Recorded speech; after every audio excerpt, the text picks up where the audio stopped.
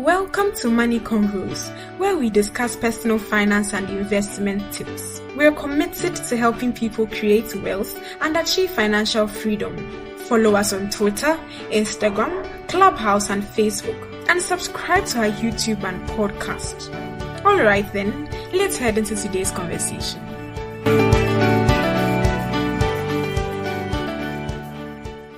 Hi Sharif, how you doing? Hi, good morning. Well, it's afternoon over here. Okay, I'm good guessing afternoon. it's evening at your end. Yeah, I wasn't sure. This concept of time zones. Anyway, we'll be starting very soon, so just give it a couple of moments. Let's let the other speakers join, and then we'll go Okay. ahead. Okay, I guess we are good to start. Welcome everyone to today's conversation. Today we are not minding our own business. We usually discuss stuff going on in Ghana, but we want to have a conversation about what's going on with our brothers and sisters who don't have nice jollof. That's Nigeria. And I'm sure this thing I've said is just going to cause a whole lot of catastrophe, but we'll sort that matter out in a bit.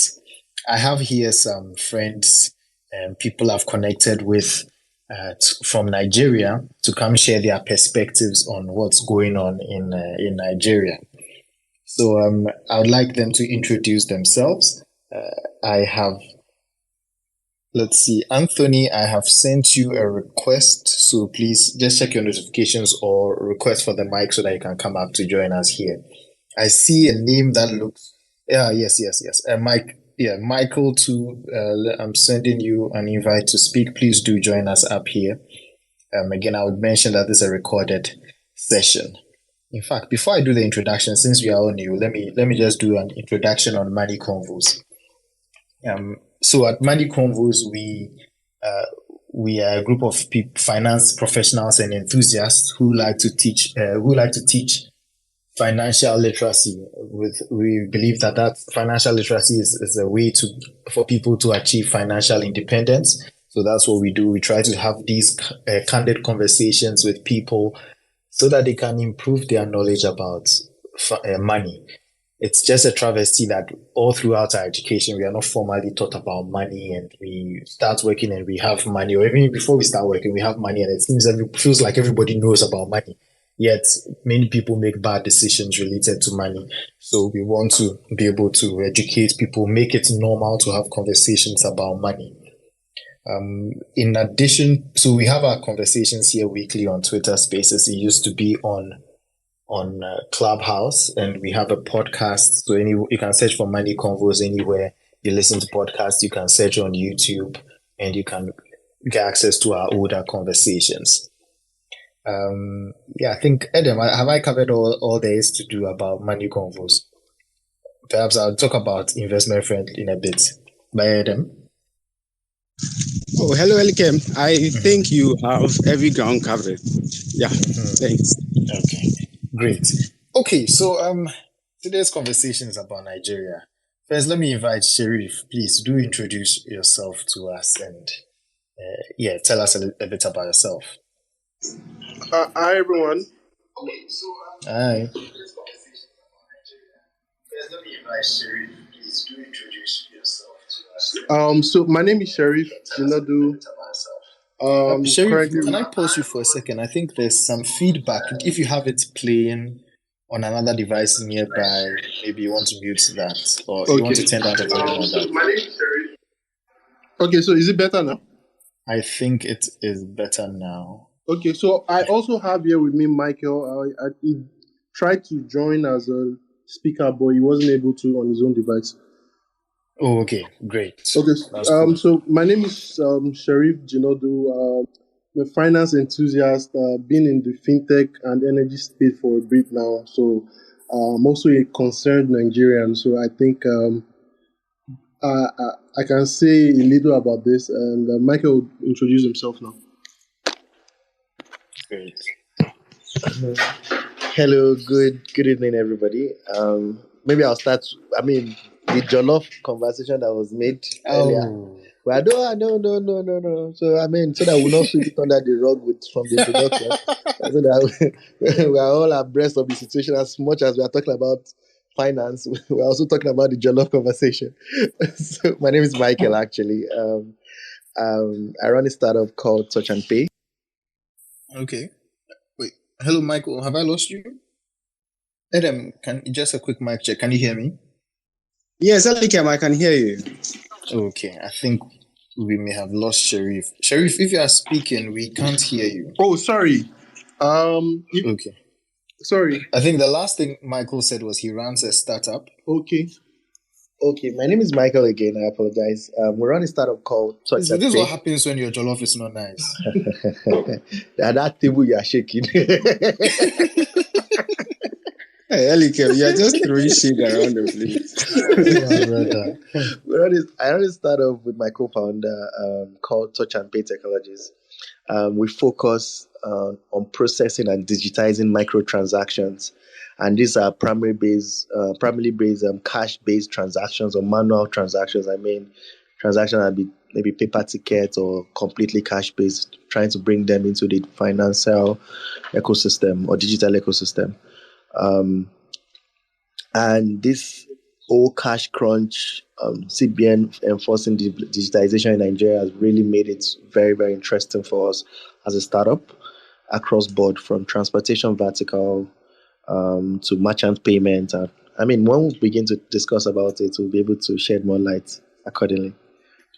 Great. I guess it's good. It's good. I came knocking on these doors.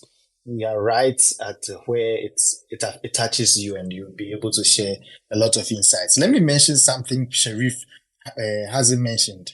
Sharif, should I tell them? Should I tell the public? You can Or is this tell a secret? You can tell them. Okay.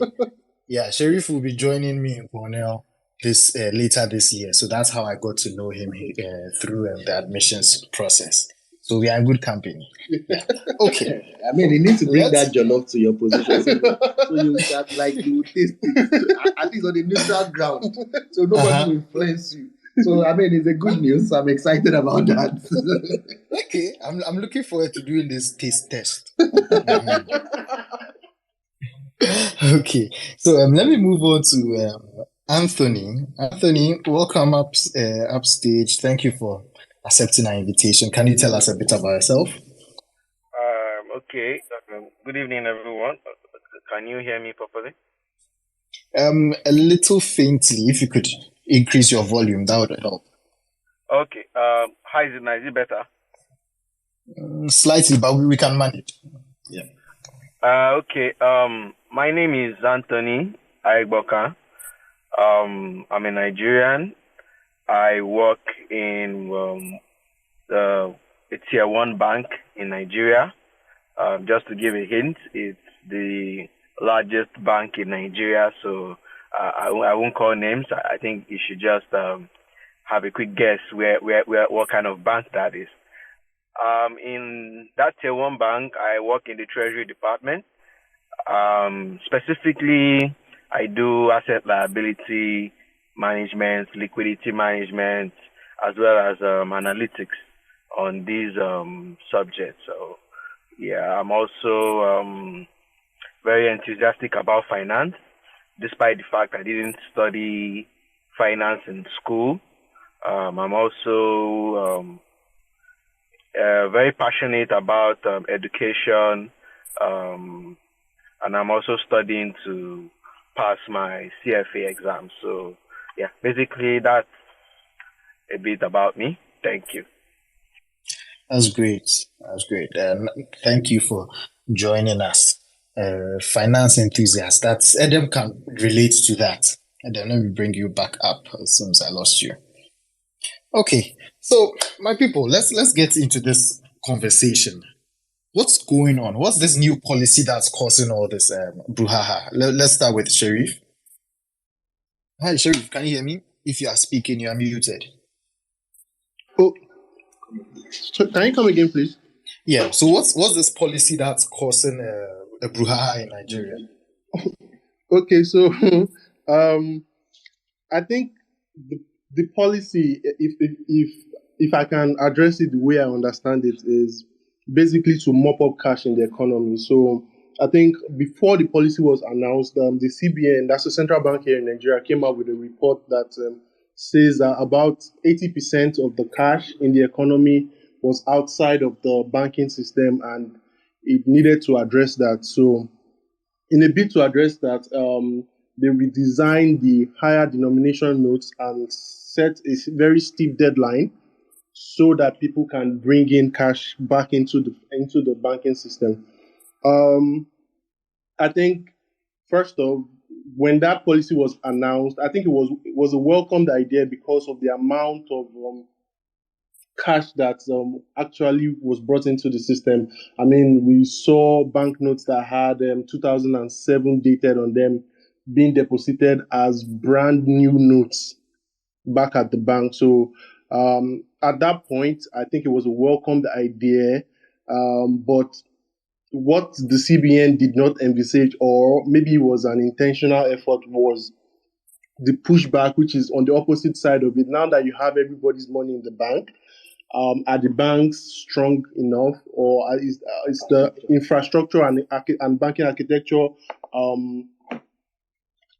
well built out enough to be able to handle the pressure that would come from everybody having to transact via the banks, even to the smallest naira? So I think that's like an overall summary of what has conspired so far. I mean, there are other theories about why the central bank has done it, but we would not get into that. I will just be as impartial as possible. Thank you. I appreciate your impartiality. That's interesting. So they redenominated. So to make sure that I got you right, they redenominated some of the notes, and they are trying to mop up cash. We have just joining us a senior economist in the Ghanaian space. Courage is joining us, and Courage, later on I'll be asking you about how this compares to when we did when we had a policy that affected our currency in 2007, and we can compare notes with the Nigerian one and see what's going to happen. Yeah. Okay, let's see. Anthony, how about you? What's your take on the policy, or how do you understand the policy? Okay, so just as he has said, the Central Bank of Nigeria had they want to bring in all the excess money that is outside of the banking system. So basically, we are in an election year. Actually, the election should start on Saturday. So usually, what they have noticed is that you have all these politicians and all these people who are trying to influence the elections having to what they do is that they end up withdrawing lots of cash, and they keep them in safe houses in their homes, just so that when it is at this period of election, they can begin to, spend that cash so that it can sway voters to vote their parties. So the CBN wanted to try and find a way to bring in all those cash into the system. And also at that period when the policy came out, we were in a very low system liquidity. So the system, the market was in a repo position specifically. So the CBN also tried to use this opportunity to try and improve the system liquidity, and in a little way try and combat inflation of sorts. So that was the thinking. So what has happened now is, when they issued that directive, the time frame that they gave is within the normal time frame of when everybody was supposed to come and deposit their old notes in the bank and try and swap those old notes with the new notes. However, I think the issues, or what we have seen, is that everybody has gone to the bank to deposit their old notes, quite all right. But now trying to get the new notes out of the system, out of the banks, is where the issue is. I think, I'm not very sure, but I think maybe the deadline was a bit too close for the CBN guys. So they were not able to print out as much cash as they needed to. So the CBN had to start putting limits on the amount of cash that you can get. As if you want to get these new currencies, you can't withdraw as much as you needed. Before it was, they started with, if I'm not mistaken, I think it was 100,000 naira per day for individuals, 500,000 for corporates. And after a while, when the shortage became too much, they had to reduce it to 20,000 naira over the counter, 20,000 naira through the ATM machines for a day. And we are talking about an economy where I'm not going to say we use cash a lot, but the common man, just to make it like the common man transacts with cash. He wants to buy something as small as food. He wants to transport himself. He has to use cash. So he can't now he's limited in the amount of cash he can get, or he can't even get this cash at all. So this was what now led to lots of queues at the ATMs, queues at the banking halls, and, added to the frustration of the common man. So basically, that's what has happened. Thank you. That's a good expose. The common man is affected. They can't use, they need a cash to be able to transact. And I'm just imagining requiring people to do electronic transactions to pay for transportation. In Ghana, we call it trotro. I believe in Nigeria, you call it danfo. Just going to imagine using mobile money.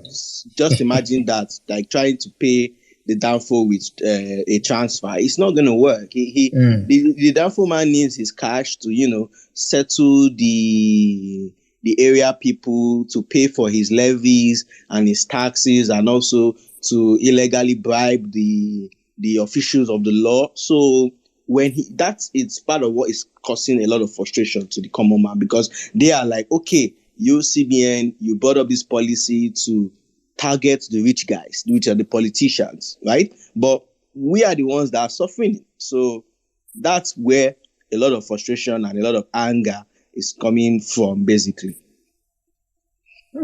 That's interesting. Though on a lighter note, again, to take shots at you, because I just can't help it. To put Ghana and Nigeria in one space, I just can't help it. At least we don't have a problem of people not giving change. I hear that's a serious problem with the danfo mates. They never have change. yeah.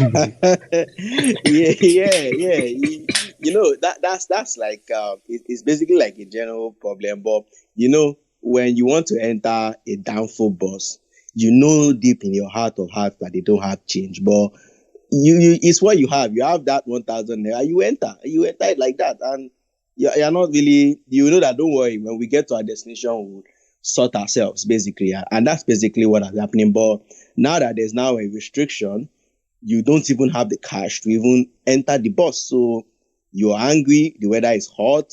You can't eat. You can't transport yourself. There's a lot of frustration, basically. Wow, that's intense. That's intense. Is Michael still with us? Let me take one more perspective on this policy from Michael. Yeah, I'm here actually. I think I see this conversation in perspectives. In perspective, how do I put it? From a perspective scenario. So I believe there's someone from the banking sector, and he has explained how this conversation is hitting. The way I see it is the reaction to what is going on, and the startup that we run today is actually facing 100% this challenge, and the challenge is actually quote unquote shortage of cash, where we are trying to move a lot of people to digital transactions. And the challenge basically is that, imagine you and I, we have bus driver. I think I like the example you stated earlier, where we have danfo. We've been driving a danfo daily, and now TBN has started saying, or TBN has said that you need to start collecting your transactions in cash. We as a startup now brings a solution to you to allow your commuters pay you digitally. And we're doing that successfully. A lot of customers loved it. It is faster, it's sweeter, it solves the change problem. However, 70% of your daily activities still depend on cash. So you need to go and buy fuel. Your organizer needs to fix your tire. Your brake pad or your brake lining is bad. They need to quickly fix it. Now, the banking infrastructure is down. Two, the organizer doesn't even understand transfer because it doesn't make sense for you to transfer to such ridiculous amounts. I don't even know the fuel station you go and transfer, you go and fuel with, because I would have gone to kit them up maybe so that you tap in digitally. And you get there, they are saying transfer is down, POS is not working. So now the bus driver is now saying that all the digitization I've done for him with maybe over 200 or 300 customers that he has carried all day, he wants the money back in cash. And you're now stuck in the middle. That am I just worsening the problem? So it's an interesting situation. As much as it looks like a terrible thing for some people, it's a huge opportunity also in another perspective. And like I was talking to Sheriff earlier, he said is an initiative that has come to stay. And I think I actually agree with him, understanding the entire political atmosphere behind it, that surrounds it rather, saying this whole crunch is basically for the elections and the likes. But if we look at it critically, it solves a major problem in our ecosystem, which is overinflation or hyperinflation, where if they marginally increase the price of fuel in the country, traders, artisans, because they do transactions in cash, there's no way for them to marginally increase their cost of goods or services. Rather, they just overinflate it. So maybe you're buying a bag of rice at, say, 5,000 naira, and because cost of petrol moved from 160 to 180, rather they increasing the bag of rice from 5,000 to maybe 550 or 5,670 naira. They just go to the next round figure, or they just go straight to 10,000 or 8,000. Not because it justifies the increments, but because they know that if they tell you 5,550, it brings another problem of no change. So rather than go through that no change, they just round up to the next figure, and this has a domino effect across the economy. So everybody just increase to the next zero or increase to the next 1,000. And if you go to developed worlds where digitization of every form of transactions, even to the microtransactions, you hear products like 699, 527, right? We don't have that largely in Africa, or should I say Nigeria. So this is going to really solve that overall hyperinflation in the country. And that's why I said it's a perspective game. I mean, that's it for me here. And if I may also add, I think another thing, I mean, I do understand because I'm a Nigerian, and in a way maybe I'm shielded from it, but I'm also still exposed to it. I think the reason why I said that it's an initiative that has come to stay is one thing that is very peculiar about sub-Saharan Africa is our ability to adapt to things, to adapt to changes. So just yesterday, I took a road trip from Warri to Lagos. And if you take a road trip, for people that are familiar with that route, there's usually a stop halfway in the journey for restroom and lunch and whatever it is. So, and it's a transit city. Nobody lives there. It's just basically traders that know that travelers will stop by that station, and they also live within the towns that are maybe 10, 15 kilometers away. So they don't necessarily live there. And what I observed was that when I got there, I went there with 0 naira in my wallet, and I knew that I was going to have to skip lunch because I didn't have cash. But what I saw was that there was a way that innovation was brought on board. So one person had a POS device that was working, and they basically created like a coupon system. So I go and buy from wherever the person is. Person gives me a coupon, and then I use that coupon to go and pay at the person with the POS shop. So I think in a way, in as much as the immediate effect of the policy seems like is very early, I think because of the nature of the type of people that we are, I think that it might bring about the next set of financial solutions that would move Africa towards, and I mean Africa because, of course, if this works in Nigeria, it means that it can work anywhere else. So we'll move us towards higher financial inclusion percentages. Wow, that's interesting. Despite the hardship that's going on, there's some light at the end of the tunnel. There's opportunity to be seen in here. Let's switch over to Yeah, courage. sorry, just to add, Okay, sorry, sure, Anthony. just to add to that. Yeah, so what we have noticed in the banking sector is that there has been a mass increase in the use of the online transactions. So, in as much as people can't use cash, they have switched over to using the online transactions, and we've seen that we get a lot of traction in that area. So, just as he has said, it's not all doom and gloom. There's so any of these fintechs or anybody who can pay more attention to the use of the online transactions would actually score a quick win in this situation. Thank you. Great. An increase in the transactions. It's just interesting. Well, if the government starts looking at these numbers going up and then they behave like the government of Ghana, very soon you people may be hearing about an e-levy. Don't worry, we have notes. We can share notes with you when that time, if ever that time comes. But I wouldn't wish it on you, even though your jollof is not nice. Yeah. So, Courage, how about you? What do you think of the policy? And we are hearing about certain implications. We are hearing about implications on inflation. We are hearing about the goals of this policy, how it's beneficial. Just give us some understanding from your perspective. Hi, Courage.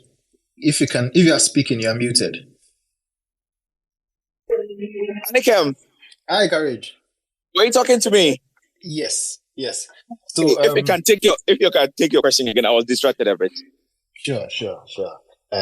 So yeah, I would like your perspective on the policy, especially thinking about the goals. Why would the Central Bank of Nigeria do this? And what's your take on their reasons for doing this and the implications for inflation, or more like this is coming to solve inflation? How do you see it working out?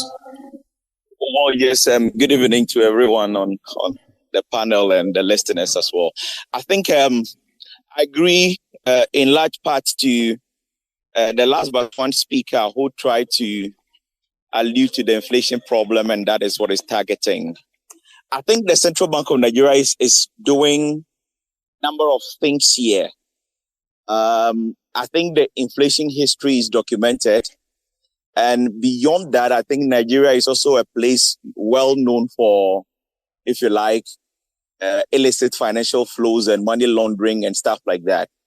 In fact, for those of us outside Nigeria or even in Nigeria who love the Nigerian movie, you see a depiction of that kind of lifestyle and how money is carried around in sacks and in all of that. The central bank is essentially trying to control two things here: inflation and illicit money flows, by trying to get every money in the system, or most monies in the system, into the banking system, really. Now, monetary policy tries to do nothing but regulate the level of money supply.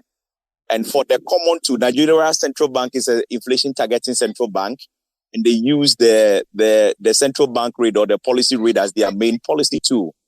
Now, if you do not have visibility over the money in circulation, then policy tools become ineffective. And that is why for this period, where inflation has been increasing, just like every other country across the globe, and for over a year now, inflation has been on the rise. You realize the central bank actually did about 500 basis points hike in the policy rate, but you did not see that immediately slowing down inflation.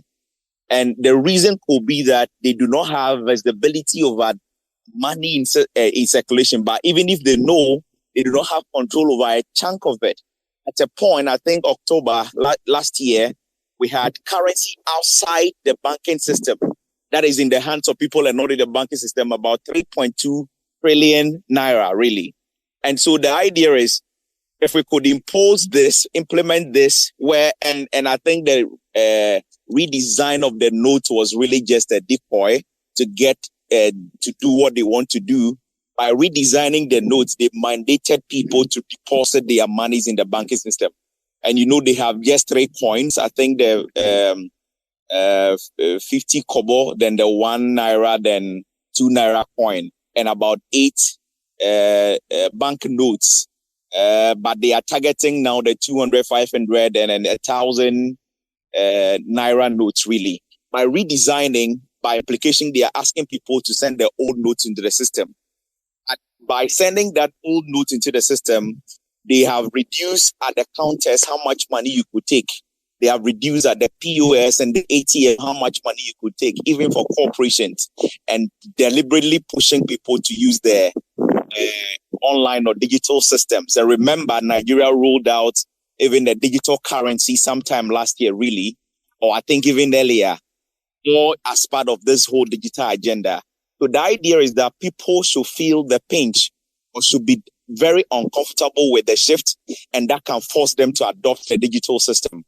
So with this, where money supply, money outside the banking system now reduced from about 3.2 billion now to just about trillion actually, to just about 788 billion naira, as we are told by the central bank last Sunday. It means that they have succeeded in stopping money from the system, and they are shifting people to the banking system. So in that sense, if central bank decide that we are raising policy rate by 100 basis points, the money, they know where they can find it. It's within the banking system. So the transmission of policy rates to inflation can work better. And one will wonder how banks like central banks of the big countries, Germany, the Fed of US, the Bank of England, the others, how they're able to transmit their policy to money supply almost instantaneously, that they achieve the desired results. It is because of the system they operate, where there is so much cash in circulation, and they have visibility over what is in the banking system, and they can control the level through their policy tools. It makes monetary policy more effective in controlling inflation, and it can get the outcomes you desire. So I guess the whole intention, and it has come to stay, I believe, it is not something related to election per se. It is not a short-term intervention per se. It is an effective to make monetary policy very effective going forward. So by this, they are mopping up liquidity from the system, and they will control how much liquidity comes back into the hands of people. And effectively, if you believe inflation is a monetary phenomenon, then they would have been controlling inflation in that sense. So I think that is what they are trying to do. It is a good policy. I guess it's the approach to it that is making it look quite unfriendly. It looks like the timelines are very short, and they're forcing everybody to do the same thing at the same time. Plus, the systems are slow to adjust. My reading is that the online banking system is not that efficient in Nigeria. In fact, there are periods where you experience very slowness and network problems, really. So until those things are solved, you would have these hitches you are seeing. And the people that are reluctant, like you mentioned, they mentioned about the trotro drivers, maybe fixing tires, buying fuel, and all of that. The linkage effect is there, and the system will be slow to adjust. But to the extent that that tire repairer is losing business by not adopting digital means of accepting payment, the fact that that petrol station does not develop digital means of accepting payment, you'll be losing business. And that is what will force them to go get those services and be onboarded, really. So it's supposed to be a disruptive policy, in my view, to get the system to adjust quickly. And it has to be drastic. So as for the pains and the complaints, I want to think this is exactly what Central Bank of Nigeria wants, so that people can adjust quickly. It is not friendly to the people, but it is achieving the goal they want to achieve. And I'm sure maybe give it another 2 weeks up to a month, maybe the noise will die down, because people will be forced to adjust.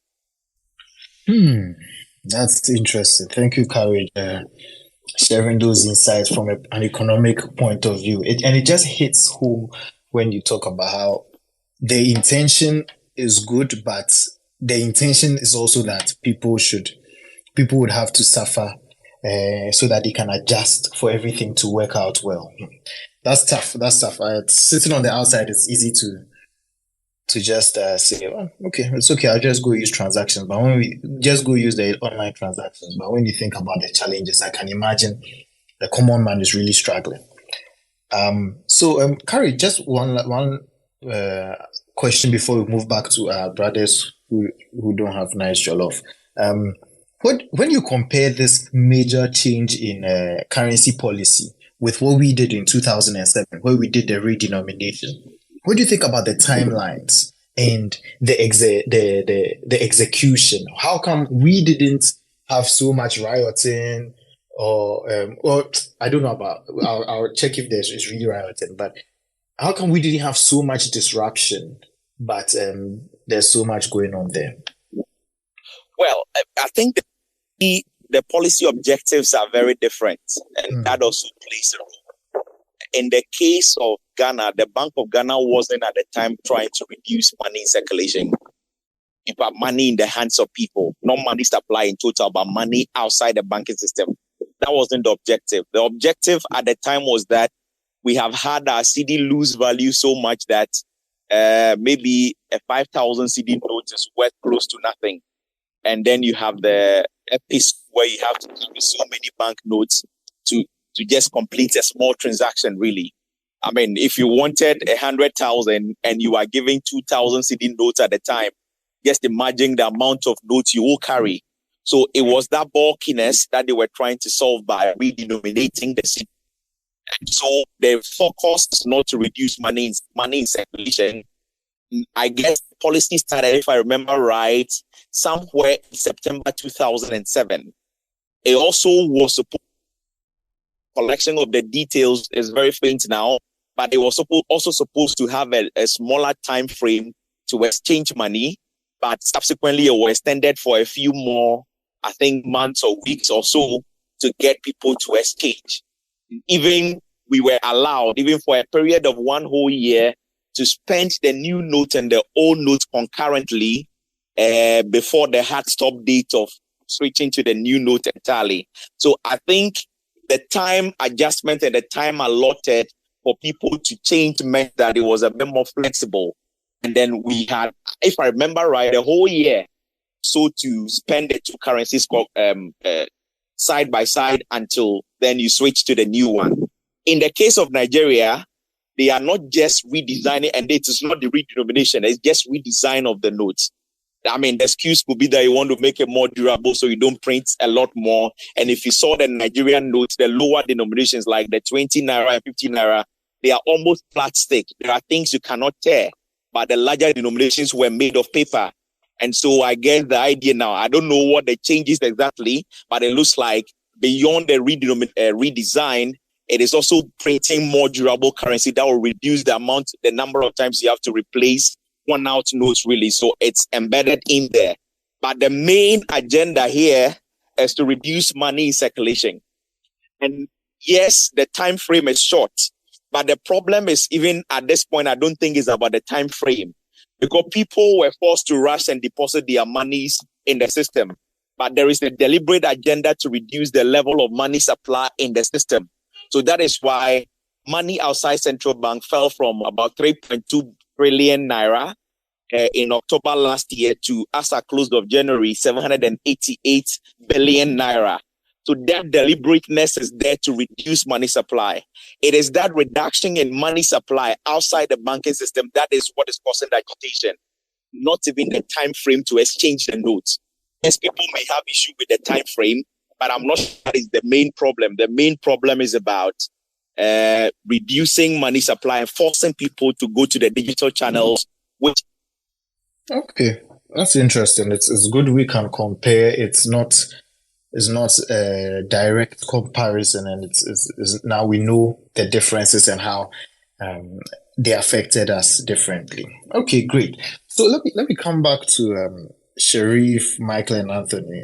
Starting with Sharif. I saw some things on social media, and I think I know to question things when I see them on social media.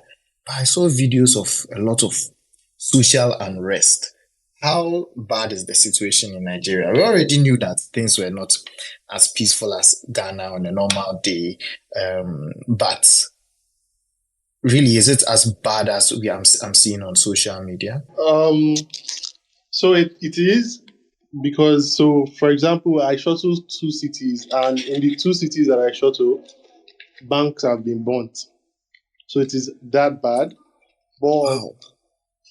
yeah, but I think as with all policy changes, this is somewhat of not, it's not an outrageous reaction.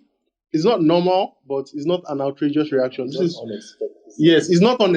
Yeah, so I think to put it better, it's not an unexpected reaction to a policy change. So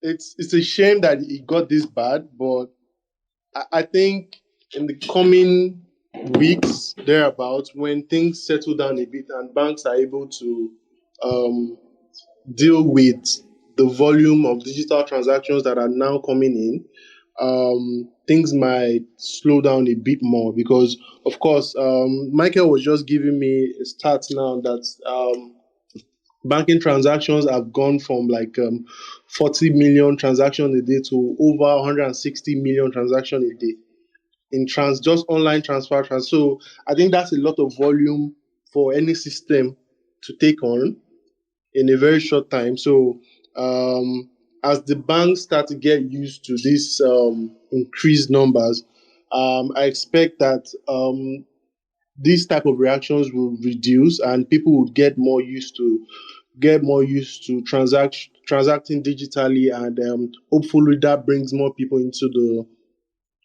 the financial inclusion fold. More and more people that are not trusted, because of course with this policy, another thing that I think I've noticed is that there's been a lot of trust in the system. So people that would naturally not trust the system.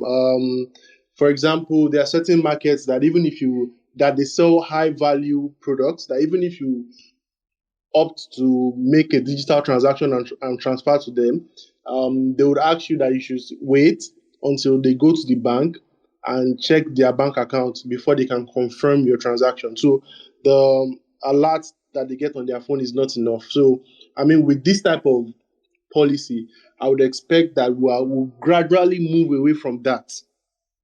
They will have to be trust in the system. So if your bank alert or your bank statement is saying that you have a certain amount, you are just going to have to believe that that's the amount that's in the bank, not when you wait for one human being to confirm it for you. So it's unfortunate that like there's this type of reaction. I think in a way I fault the central bank because there wasn't enough sensitization as to the effect of the policy, one, and then also in terms of the rollout of the policy. I think it was ill-timed. This is a very contentious period in the Nigerian polity generally. So I think it would have been better if it were much earlier, before the election season, because of course there's also the fact that some of these violent attacks are sponsored by some of these politicians to frustrate the effort of the CBN. So that's just my own 2 cents about it. I'm not saying it's facts, but that's just my own interpretation of some of the violent outbursts that has been occurring. Wow, that's quite stark. Banks have been banned. Anthony, how about you? Considering your bank is the largest, I'm guessing you've not gone unscathed. How safe do you feel going to from work every day? How do your colleagues feel? And in fact, how does the average person even walk around or move around and operate in a way that protects themselves? Okay, so I think for me, just as you said, it's bad, but you just have to just try and be careful in the way you move. Your ensure that you don't go out. You have to be very careful the way you speak, the way you portray your feelings out, because there's a lot of high tension everywhere. But I think it's not going to be that long before the situation would improve, especially once the election is over. There should be much more improvement in terms of this. So I think it's a phase. It has happened before. I think just as you said before, also the timing, when you try and do something like this, especially during a December and a January period, which are very high spending periods for the average Nigerian. So yes, it's bad now, but I don't see it staying like this for long. It will be better. Thank you. I must say, I really admire your optimism, all of you, your optimism despite this kind of situation. I guess as a Ghanaian who's lived in Ghana most of my life, I can't relate to some of these things in the sense that there haven't been many periods, or in fact, any periods at all where I've had to be concerned about my safety walking around. Yes, there have been some many years ago. There were times when certain parts there were tribal wars and all of that, but we read about them in social studies textbooks.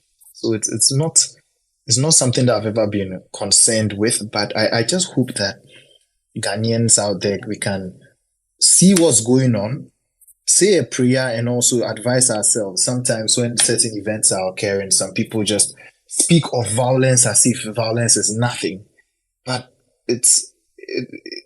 when you speak to people who were in Liberia in the bad times, when you see what's going on in Congo, any places that there's a lot of hardship and war and fighting, it's not a pleasant thing at all. People lose their lives, people lose their livelihoods, people lose limbs. The whole life gets disrupted. So I hope we can take a cue and still maintain our peace. Okay, great. Adam, did you want to make a contribution at this point?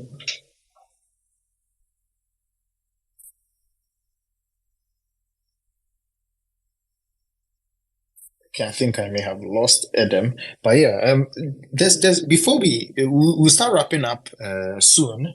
And to our audience, if you just joined, we are discussing the cash shortage in Nigeria. The Central Bank of Nigeria came up with a policy where they were redesigning some notes. One of the goals of this policy change was so that they can take out cash from outside of the banking system and bring it into the banking system. I think Sharif mentioned that it's about 80% of the money in circulation was outside of the banks. So this brings more money into the banking system. And from what Courage was saying, with the money in the system, it can help make monetary policy more effective. Anthony and Michael have also alluded to the fact that it can help reduce inflation because you can actually transact. If you are transferring money, you can transfer money to the exact kobo, or in Ghana we would say the exact peso, or effectively the decimal. So these are some of the benefits of it, but it's not come as just a bed of roses. There's been a lot of unrest. The average person is not getting enough cash to fund their transactions, transportation, and so many other things. There are limits as to how much money they can withdraw over the counter at the bank and even from ATMs. Okay, so if you're in the audience, you want to share your perspective, maybe you're Nigerian, you want to share your perspective, or anyone who has a thought on this, please do request a mic or send a message and let's ask your question or make your comment. The last but one question I would ask on the situation in Nigeria is, I hear there's also a fuel shortage. How is that happening? And how are you guys managing it? Are you now keeping fit by walking all the way to work? Let's see. Perhaps let me start with Anthony this time. Can you take the question again? Yeah, like what's the fuel shortage situation like? Okay, the fuel shortage has reduced. It's not as bad as it was before. So I think that the fuel shortage is there's fuel. The queues are not as much as it used to be. So yeah, it's better now. Oh, okay, cool. And sorry if I may interject. Yeah. in this Oh, okay, interesting. yes, in the spirit of also sharing good news about Nigeria. Yeah, Brother Boy teams and Rema also performed. you not hear all those ones. Why? It seems like Nigeria is the only the country that has the most problems involved, right? Right. All the things that you're hearing, we have good news in Nigeria now. I like you guys, your sense of humor. I like it because with these kind of things that are going on, I think that's one of the things that helps us keep going on, especially in Ghana. There's always something to laugh about, despite all the problem that's going on. But yeah, I like that. I'll go and check on YouTube to see those videos. But yeah, but on the fuel shortage though. Yeah, also on the more serious what caused it though? The fuel shortage. So I also happen to be in the energy industry, so have a bit of an idea on this. I think ultimately there is enough volume for most of the queues to be rounded up within a week or two. So I'm sure that people would notice that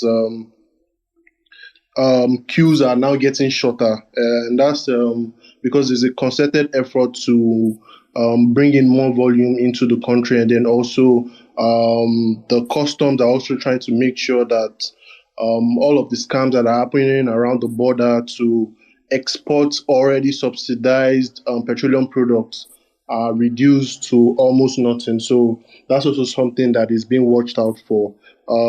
As regards to that, I mean, like I said, that the policy was just ill-timed. It seemed like a really tipping point, like everything was just going wrong. So that I think the policy just pushed a lot of people over the edge, and then that's why you see some of the violent reactions that we are getting. But as with almost every Nigerian, we're still very optimistic about the future, about how things will pan out and turn out. So, I mean, up Nigeria. That's just what that's what I'm going to end this with. Thank you very much. Thank you, Sharif. Thank you. It's good to see that it's not all doom and gloom. Up Nigeria. Okay, great. So yeah, that's pretty much what we wanted to cover. Now we've got a better understanding of what's going on in Nigeria. But yeah, to wrap it up, I just have one quick question for you guys. So how are we going to settle this jollof matter? Can I ask a question? Oh, sure, Anthony, go ahead. Okay, so I think we've covered Nigeria basically.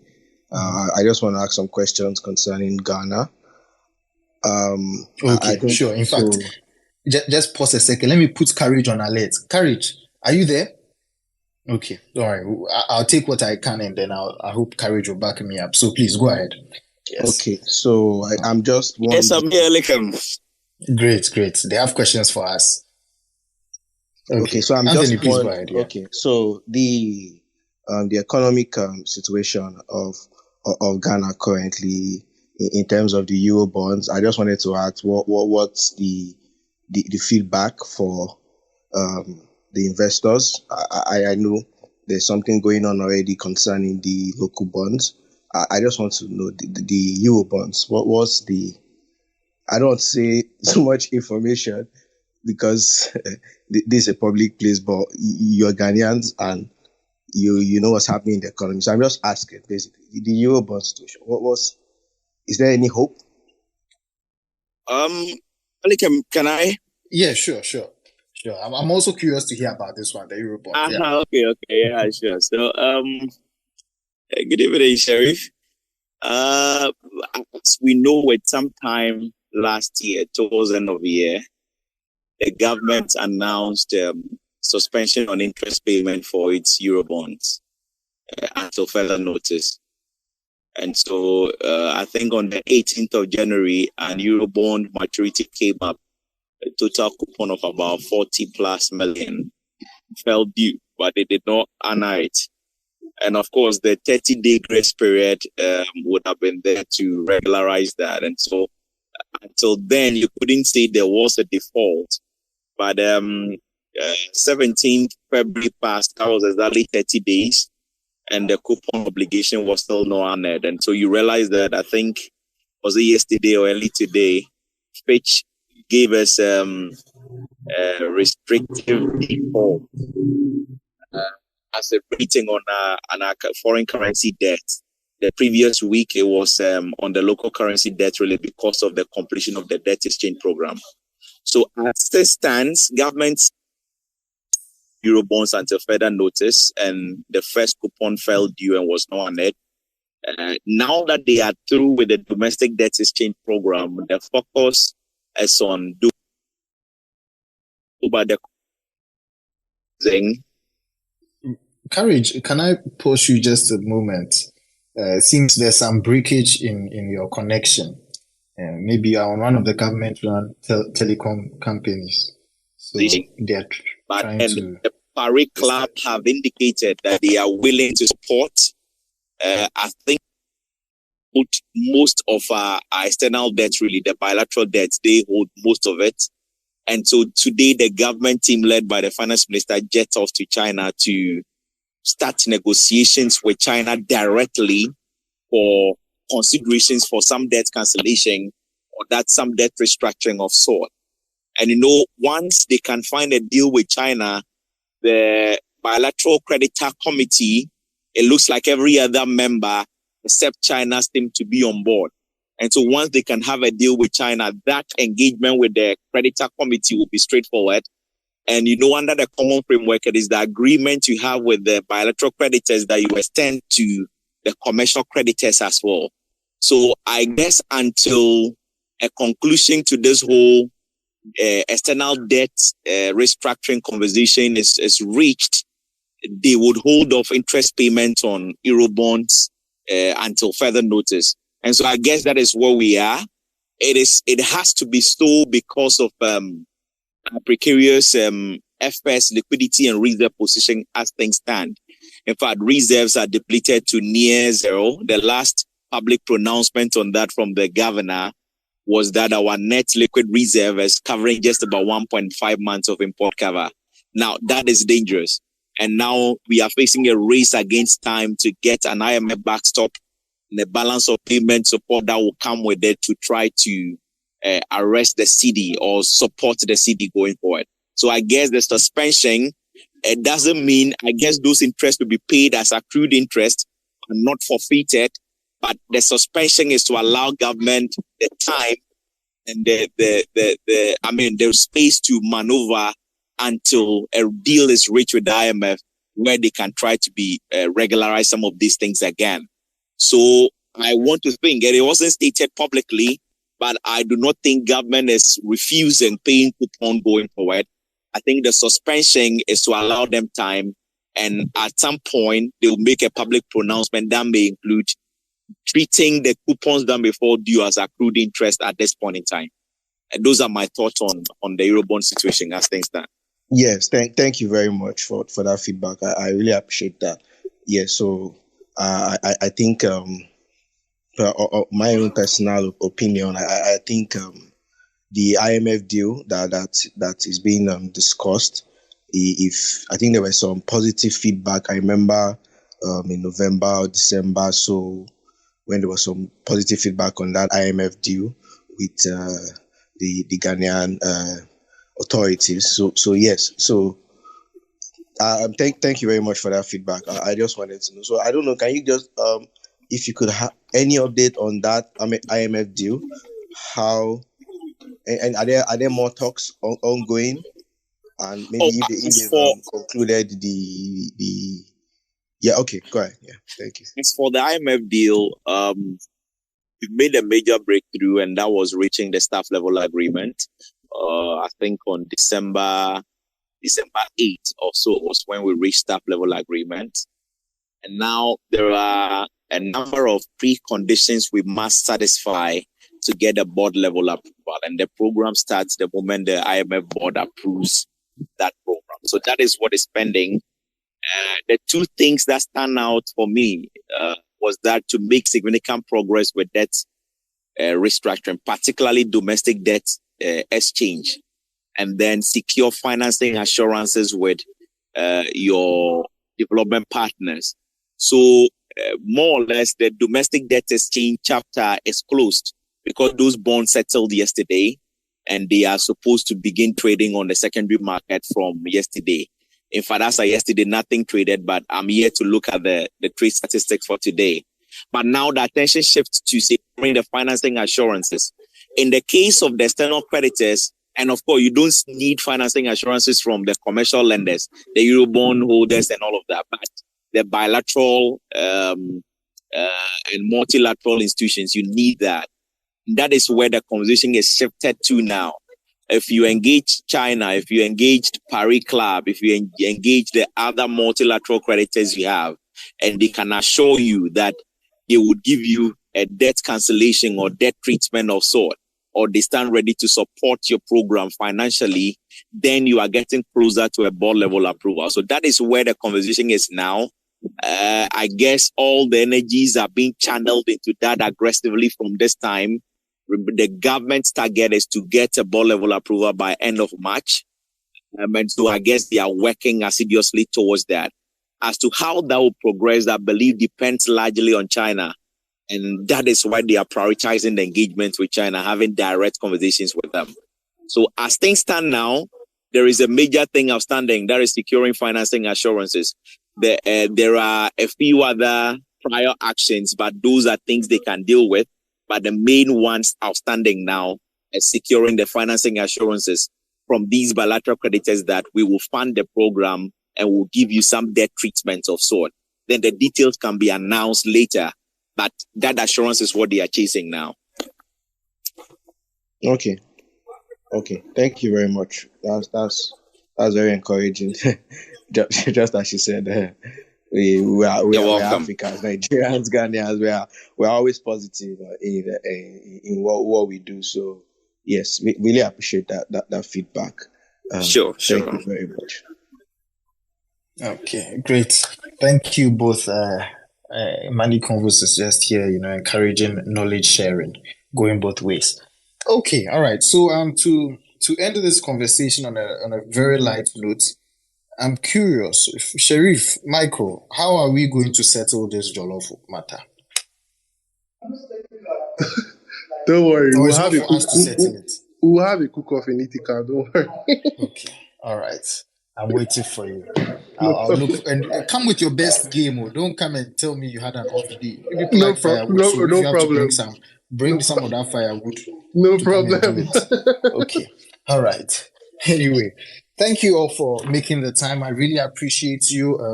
Anthony, Michael, Sharif, thank you so much. I see some Nigerians in the audience, or Nigerian-looking names in the audience. I appreciate you for making the time to join us. I appreciate the usual audience too. Today, a lot of the usual speakers are in other meetings and unable to speak, but they are listening. So it's good that everyone joined. If you've not followed us already, follow us here on Twitter, go on Instagram and Facebook, go follow us there. Get on YouTube, subscribe to our channel there, and wherever you listen to podcasts, look up Money Convos so that you can listen to this conversation and any other conversations that we've had in the past. It will all be available for you to listen again. And do tell a friend about Money Convos, and especially for the ladies, if you know a lady who if you know any lady, tell them about Investment Friend. In fact, you follow them yourself so that they also get it in their feed. Investment Friend is on Instagram. That's investment_friend. What they do, Mimi and Seram, they do personal finance coaching, and they also have a lot of good content. Even if you're not a woman, it will help you a lot. So do go there and follow them also. Thank you all so much for making the time in this midweek. I hope you enjoy the rest of your week, and look to talk to you again next week at 6 p.m. GMT here. Goodbye and take care. Yeah, thank you. Just final feedback for me. The market is going to improve going forward. We expect liquidity to boost higher in Nigeria, owing to some increased government spending during this election, and also some statutory government payments into the system. So market is expected to improve drastically. Liquidity should improve. Thank you. Okay. That's great. All positive news. All right. Thank you for that, Anthony. Okay, guys. Do take care. Goodbye.